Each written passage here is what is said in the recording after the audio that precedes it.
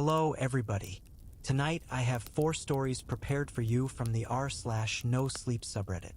All of the original posts will be linked in the description. Let's get started with the first story. If you ever see a man that looks like a Gandalf ripoff holding a gift or curse sign, just turn around and pretend you didn't notice him. As random as this advice sounds, it will save your life if you choose to follow it. I wasn't so lucky. No one was there to tell me to just avoid the odd 80-year-old wizard. Instead, I chose the wrong option and gave in to my curiosity. You see, months ago I just finished work and was walking back home, but then an unusual sight caught my attention. Standing right next to the nearby grocery store was a frail old man with an incredibly long gray beard wearing a cheap blue wizard robe and a matching pointy wizard hat. When I say cheap, I mean it looked like something a kid would buy at the costume store for Halloween. It definitely wasn't something I'd expect a man that looked to be well into his 80s to be wearing.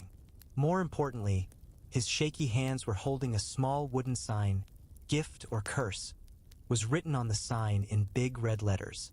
I couldn't resist, so I immediately walked up to the man and asked, "So, are you providing a service?" The man instantly responded, "Oh, I wouldn't say it's a service. You have to pay for a service. What I'm offering is free," he said with a cheerful tone. "All right, I'm interested. Tell me more," I said, genuinely curious. The man put the sign down and calmly said, "What I'm offering is a game. You can choose to play it or you can just walk away. Naturally, if you decide to give it a shot and play the game, you will either win or lose. If you win, you will get a great prize, but if you lose, you will receive an equally great punishment." "Perfect. So can you tell me what those prizes and punishments are?" I asked. The old man smiled and said, "The prize is the ability to see warnings of the future. The punishment, however, is the ability to see creatures that exist far beyond the mortal plane." Yup. He's definitely crazy, I thought to myself. The old man reached into his right pocket and showed me a plastic card. "Certified Wizard" was written on the card. The so-called certified wizard winked at me and said, "As you can see, I'm a real wizard. My game is real as well. Best part about the game is the fact that it's completely luck-based. Just shake my hand and I'll know if you won or lost. Think of me as a human slot machine." I was stunned by his confidence. He was telling me insane things, yet he seemed to be so clear-headed and coherent. The strange man offered me a handshake. Curiosity got the better of me, so I accepted it. His grip was surprisingly strong, but he almost immediately let go of my hand. Calmly, he said, "It's done. Now you can figure out if you're a winner or a loser." Before I could even think of an acceptable response, he quickly grabbed the sign from the ground and walked away.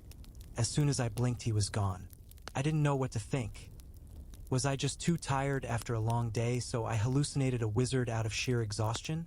I wish that was the case. Instead, I quickly realized what happened was undisputably real. Even worse, I thought I lost the game.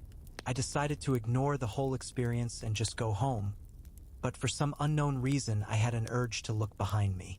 I turned around. About 10 feet behind me was an odd creature. Its body was that of a mangled and twisted human being. Its face was horribly disfigured and covered in dozens of bloody wounds. It was missing one of its eyes while the other one was bulging and bloodshot. The creature's jaw looked like it was shattered by a sledgehammer. Blood was dripping from its scarred mouth. Its tongue was hanging out of it like a dead earthworm. The creature just stood there, frozen in place, staring at me with its barely functional eye. I almost vomited as soon as I saw it, so I quickly averted my gaze. Based on the reactions of the people around me, I was the only person capable of seeing the creature. Days passed after this incident. The creature would appear randomly when I least expect it.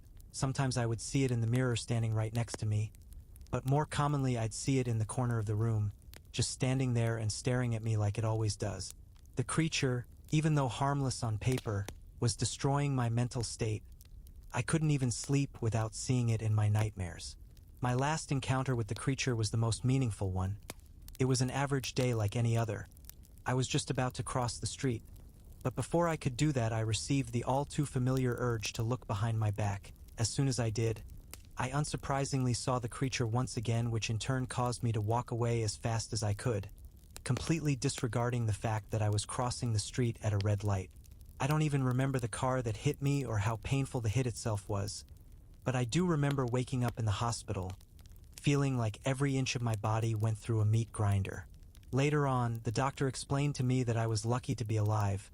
The truck that hit me has left my body in an almost unrepairable state. It would be easier for me to list the parts of my body that aren't fractured, because there's very few of them left. As soon as the doctor let me take a good look at myself in the mirror, the only eye I had left twitched as I slowly realized that I didn't lose in the wizard's game after all.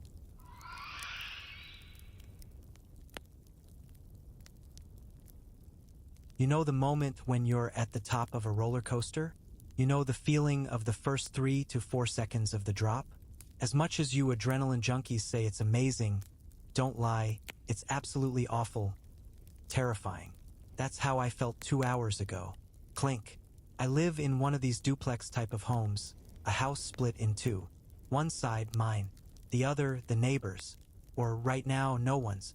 No one lives next to me. It's for sale. Don't imagine it's something fancy.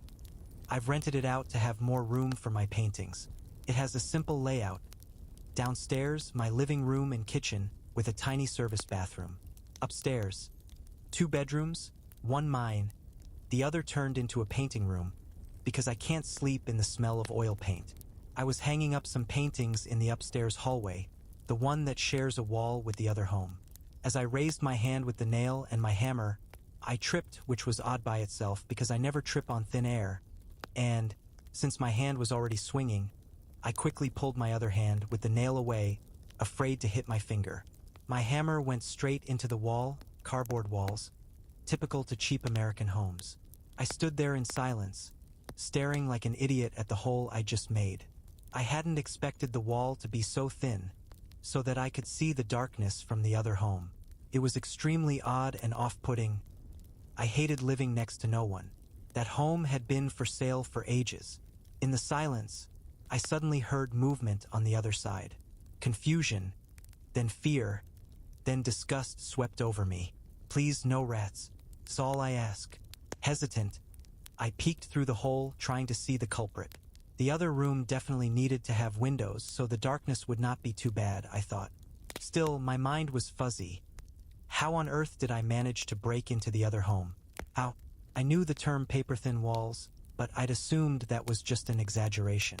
In that moment, I know I wasn't the wisest. It wasn't exactly the best decision to put my eye right into the opening of a stale, dusty room.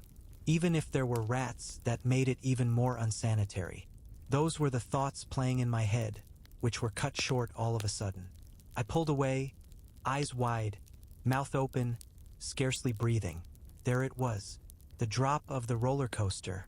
Well enough, I'd seen another eye looking back. The house was silent, but not a welcoming silence, or a comforting one. The one I'd gotten to know since living alone. No, this silence was like a being on its own. I felt it moving through my walls, and I feared it wasn't the only one. Clink. How do I know it was me who was looking back? Well, I have a scar on my left eyelid. Walked into a wire when I was a kid. Lucky it didn't blind me.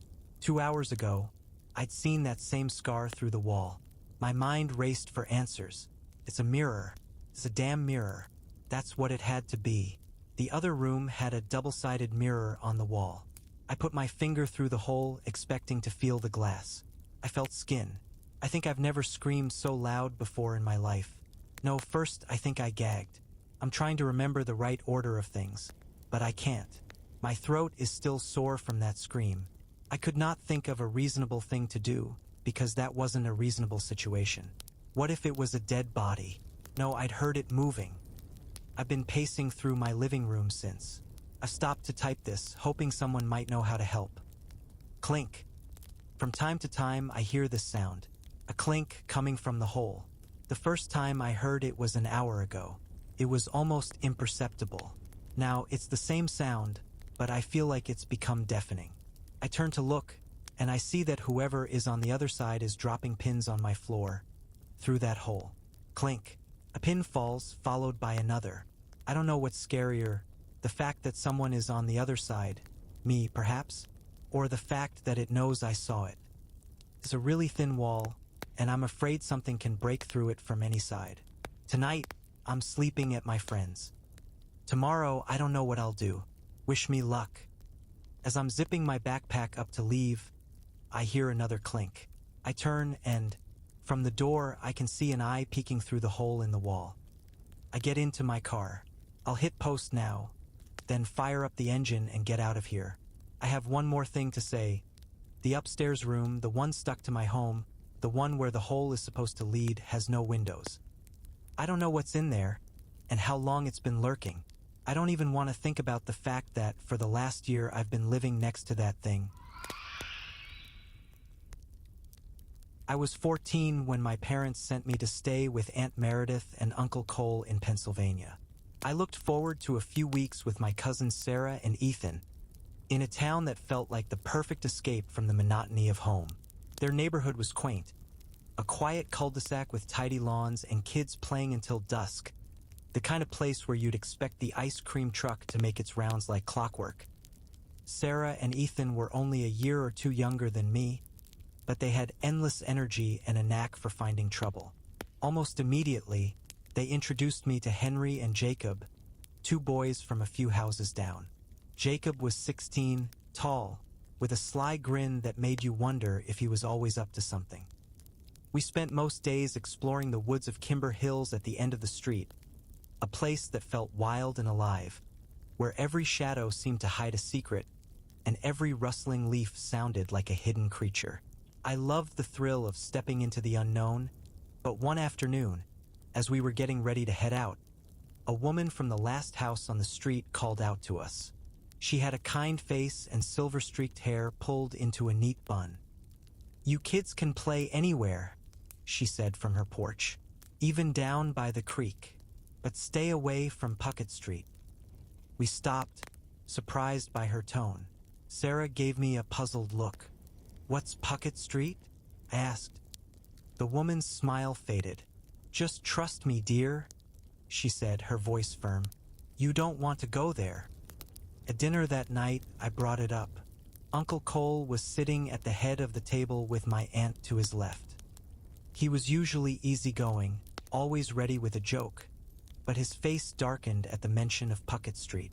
He set his fork down with a deliberate clink, eyes narrowing. "You didn't go there, did you?" His voice was low, almost a growl. I shook my head quickly. "No, we didn't. I just heard about it." Aunt Meredith exchanged a look with him, her fingers nervously twisting the napkin in her lap. "Mr. Stimble lives there," she said softly. "He's not a nice man, likes to keep to himself." Uncle Cole leaned forward, his voice firm. "You listen to me. Stay away from Puckett Street. No one goes there. Ever." The sternness in his voice sent a chill down my spine. I nodded, too afraid to ask more. For a few days, we kept to the familiar trails, trying to forget about it. But Jacob was curious. He kept bringing it up in little ways, taunting us about being too scared to find out what was so bad about Puckett Street. Then, one hot afternoon, Jacob threw a rock into the creek and smirked. "What do you think's so bad about Puckett Street?" he challenged. "Maybe they're hiding something, or some old guy just wants his privacy. Either way, I want to know." Ethan hesitated. Maybe there's a reason everyone says to stay away. But Jacob wasn't convinced. "Come on, aren't you curious?" I felt a pit form in my stomach. I wanted to say no, but I found myself nodding. "Just a look?" I whispered, glancing at Sarah, who seemed equally unsure. "And then we go." We moved deeper into Kimber Hills, the path narrowing and the trees pressing in close. After about 15 minutes, we reached it. A fence made of old wood and rusted wire, almost swallowed by ivy and brush. Beyond it, Puckett Street stretched like a forgotten road. There it was, a small house with cream-colored siding, its faded purple shutters looking out of place. The lawn was too perfect, the rocking chair on the porch swaying slowly despite the stillness of the air. "See? Just a house," Jacob scoffed. "Nothing special." But everything about the place felt wrong. Too quiet, Too still. Before any of us could protest, Jacob grinned and darted across the street. "I'm going to knock," he called back. We watched, hearts pounding, as he knocked once, twice. No answer. He turned to leave, but then the door creaked open. A massive figure filled the doorway. A hand shot out, grabbing Jacob by the collar and yanking him inside. The door slammed shut, cutting off his scream as quickly as it began. Henry began pushing me and Sarah. "Go!" he hissed, and we ran, tearing through the underbrush, not stopping until we burst into my aunt and uncle's house. Breathless and panicked, we blurted out what happened. Uncle Cole's face went pale. He grabbed a pistol from the drawer and headed out without a word. Aunt Meredith's hands shook as she dialed 911. Hours passed. The sun dipped below the horizon. Shadows stretched long and dark across the walls. Henry's mom came to get him, leaving just Aunt Meredith and me waiting in a heavy, fearful silence. When Uncle Cole finally returned, he looked shattered. His jeans were smeared with mud, and his shirt was soaked with sweat. His hands trembled, and his eyes were wild, hollow. "What happened?" Aunt Meredith whispered. He swallowed hard. "The police broke down the door," he said, voice barely steady. Stimble didn't answer. They heard screaming, an awful, inhuman sound. "They shot him. He's dead." Aunt Meredith gasped, but Uncle Cole continued. "They found Jacob, or what was left of him, pieces, scattered, like something had torn him apart." I felt a cold dread settle over me. "Did Mr. Stimble?" Uncle Cole's eyes were wide and haunted as he shook his head. "There was something in that house," he murmured. "Not a man, not an animal, but something. When they shot Stimble, a door to the attic creaked open, and this thing came out, skeletal, thin as bone, eyes burning like embers in a skull. It moved so fast, like a shadow given life, and it took Jacob's remains back into the attic clutched in its jaws. The officers, they swear it was some kind of demon." He rubbed his face, tears slipping down his cheeks. "No one believes them. No one believes us. But now, with Stimble gone, that thing has no one to control it, no one to feed it." Aunt Meredith stood up, shaking. "You're going home," she said to me, her voice trembling, exerting what little control she had over the situation. "First thing in the morning." I didn't argue. I could feel the terror in the air, the way it pressed down on us. They put me on the first bus out, and I never went back.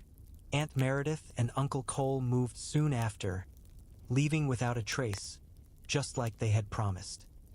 So, if you ever find yourself in northern Pennsylvania and see a house with cream-colored siding and faded purple shutters, keep driving. Don't look back. Whatever's in that attic is still there, waiting. The caretaker is gone now, and it's hungry.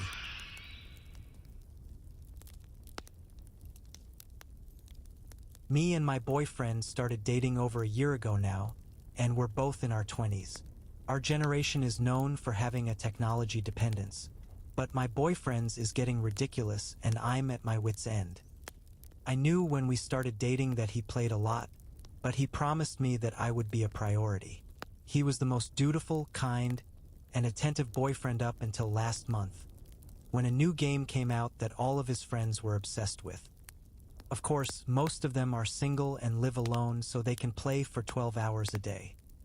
At first, Angel only played for a few hours at a time, but even then he would be plastered to the screen. No eating, and not a word I said registered with him. Before this, he always played with the boys, chatting and yelling, but he was silent. After a few weeks, he started playing from the time he came home until he went to bed. He barely ate food. He at least used to do that while he played, but he would hardly touch anything I brought him. Just hunched over the keyboard, his hands moving mechanically over it. I couldn't understand how he was even having fun this way, but once in a while I could hear him laugh from the other room, so it must have been in some way. Last night, it came to a head. I was standing behind him, practically crying for some attention, and I saw something on the screen that was odd. His reflection was what I noticed first. There was no expression on his face, completely empty eyes and sallow cheeks. He once was the most beautiful man I'd ever seen, but now I could barely recognize him. There was no light in his eyes. Then the screen flickered. What had been a regular first-person shooter game distorted, and it wasn't a character on the screen. It was him, my perfect, beautiful boyfriend, screaming. I could see blood on his shirt, and for just a second, I thought that he was looking at me, begging me with his eyes. I could vaguely make out a distorted sound coming from the headset on Angel's head. Angel smiled, and the screen was normal again. Just a stupid shooter game. I went to bed in a hurry. Out of the corner of my eye, I could see Angel turn toward me. I didn't want to talk to him for once. It's been stuck in my head, to the point that I had a dream about the game last night, and I can't shake the feeling that Angel isn't really in that room anymore. How could a game be so detailed? This morning, in the bathroom mirror, I thought for a moment that I saw Angel behind me. He didn't come to bed last night, and I whirled to greet him, but there was nothing. I even heard my name coming from his game room, but I couldn't bring myself to call back. It was wrong. He never called for me, and his voice was strange, distorted even. I can't bring myself to go inside the room after last night. I'm buying a computer today. I don't know what it is, but I have a feeling that whatever is in my house is not my boyfriend. I think that I have to save him,